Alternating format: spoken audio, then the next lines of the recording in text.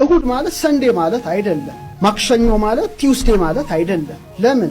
ሰንዴ ማለት የፀሐይ ዕለት ነው፣ ለፀሐይ ክብር የተሰየመ ነው።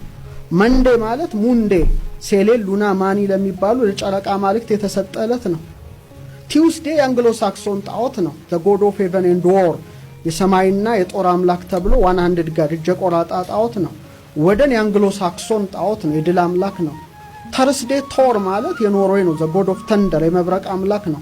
ፍራይዴ ማለት አርብ ማለት አይደለም፣ ፍሪጋ the goddess of beauty and marriage የፍቅርና የጋብቻ አምላክ ናት ተብላ የተመለከች ናት። ሳተርን ዴ የሮማ የግብርና አምላክ ነው። እንዴት አድርገን እንቀየው? ወይስ አባቶቻችን እኮ አድዋ ላይ ያን ሁሉ ደም ያፈሰሱት እኮ ይሄንን ላለመቀየር ይመስለኛል አይደል እንዴ? ያ ሁሉ ሺህ ህዝብ የረገፈው እንጂ እኮ ያኔ እጅ ቢሰጡ ኖሮ አሁንም እንቆጥራት ነበር በደንብ አድርገን። ይሄን አማልክት ስም ጃንዋሪ ጥር አይደለም። ጃኑስ the god of gates and doors ነው፣ የበርና የመዝጊያ አምላክ ነው። ፌብሩዋሪ የካቲት ማለት አይደለም።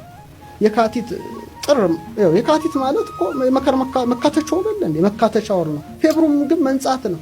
ማርች the god of war የጦር አምላክ ነው፣ ማርስ ነው። መጋቢት ማለት ግን ፀሐይ ምድር ወገብ ላይ ሆና የምትመጋገብበት ነው፣ እኩል 12 ነው። ሚያዚያ የሚዛዝት ወራት የሚዜዎች ወራት ነው፣ ሰርግ ያለበት ነው።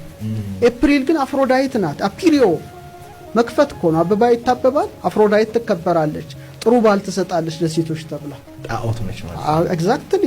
ግንቦት የግንባታ ወር ማለት ነው። ሜ ግን የጁፒተር ሚስትና እህት ናት፣ ጣዖት ናት።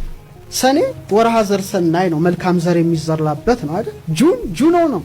ጁኖ ናት፣ እቺ ጎደስ ናት፣ ጣዖት ናት። ሐምሌ ሐመልማል ነው፣ መለምለም ነው፣ ቅጠሉ የሚለመልምበት። ጁላይ ግን ጁሊየስ ቄሳር ነው በራሱ በልደቱ ወር ያሰየማል፣ ግለሰብ ማለት ግለሰብ።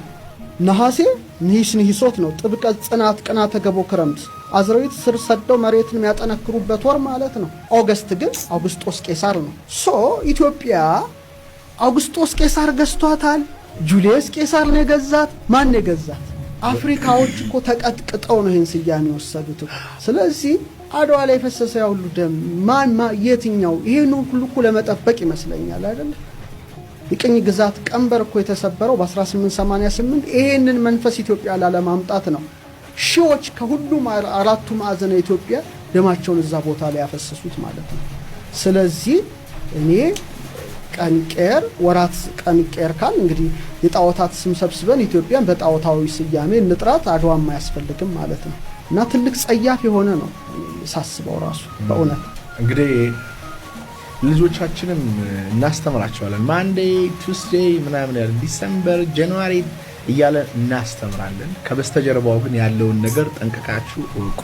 ትልቁ ችግራችን አላዋቂነታችን እያስገደለን ያለ ጨለማ ሆኖ ለጣዖት አሳልፎ እየሰጠን ያለ አለማንበብ አለመመርመር አችን ነውና አትሊስት ወይ ምን መርመር እንወቅና ለማያውቁ ሰዎችም ይሄንን ሼር አድርጓቸው። ሌላኛው